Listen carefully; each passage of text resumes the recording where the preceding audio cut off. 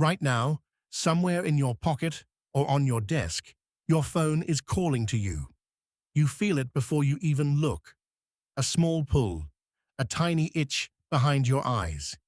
You tell yourself you'll just check it once, and you already know that isn't true. But the real answer for why this happens has nothing to do with apps or notifications or anything built in the last 20 years.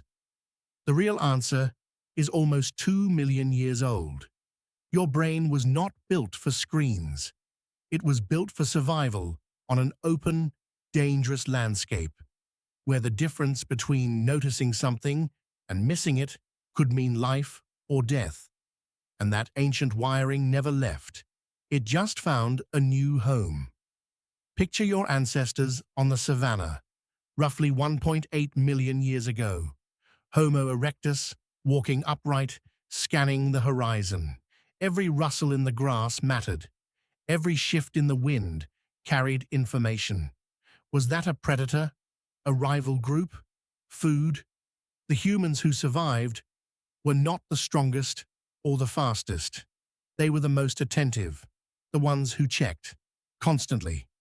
This is called vigilance behavior, and it shows up across the animal kingdom, from meerkats to monkeys to early humans. It is not paranoia. It is prediction. Your brain evolved to constantly sample the environment for new information, because new information used to mean survival. Now fast forward to today. You are not scanning grass for lions. You are scanning a glowing rectangle for something else entirely.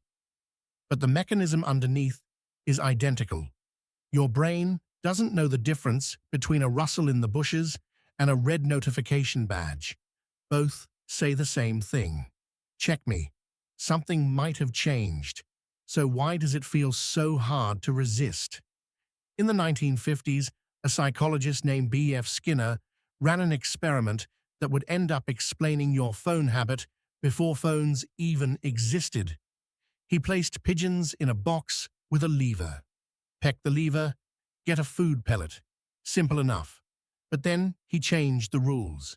Instead of a pellet every time, the pigeons got one at random. Sometimes after one peck, sometimes after 20. The pigeons went wild. They pecked more, not less. Faster, not slower. This is called a variable ratio reinforcement schedule, and it turns out to be the single most addictive pattern of reward that psychology has ever documented. Slot machines use it. So does your phone. Every time you pull down to refresh, you are pecking the lever. Sometimes there's nothing new. Sometimes there's a message that changes your whole day. You never know which one it will be. And that uncertainty is not a flaw in the design. It is the entire design.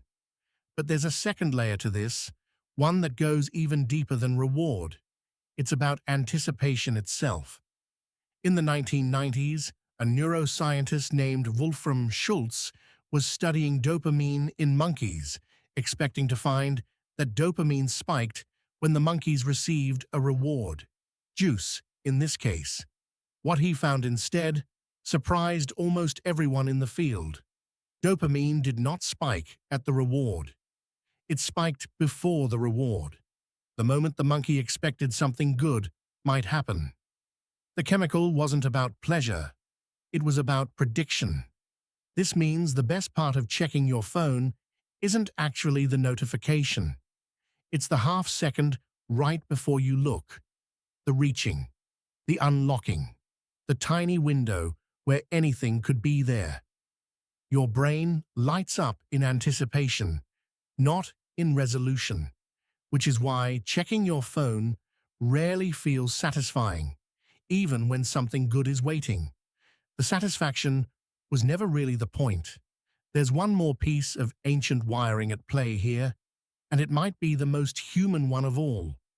Your ancestors did not survive alone. They survived in groups, and those groups needed constant social maintenance to stay intact. A British anthropologist named Robin Dunbar spent decades studying primate social structures, and found something remarkable. Primates spend enormous amounts of time on grooming, not for hygiene, for bonding, picking through fur, removing parasites, sitting close.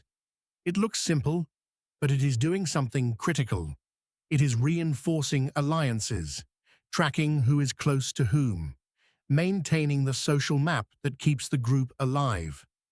Dunbar's research suggests that as human groups grew larger, physical grooming became impossible to keep up with. There simply wasn't enough time in the day to groom everyone who mattered. So language stepped in. Gossip, conversation, checking in. These became a faster, more efficient form of grooming, a way to maintain dozens of relationships at once instead of one at a time. Sound familiar? Every like, every comment, every message thread is a form of grooming. You are not just consuming content, you are checking the social map. Who is thinking about you? Who responded? Who is still there? Your phone didn't invent this need. It just made it available every second of every day, without the friction of actual proximity.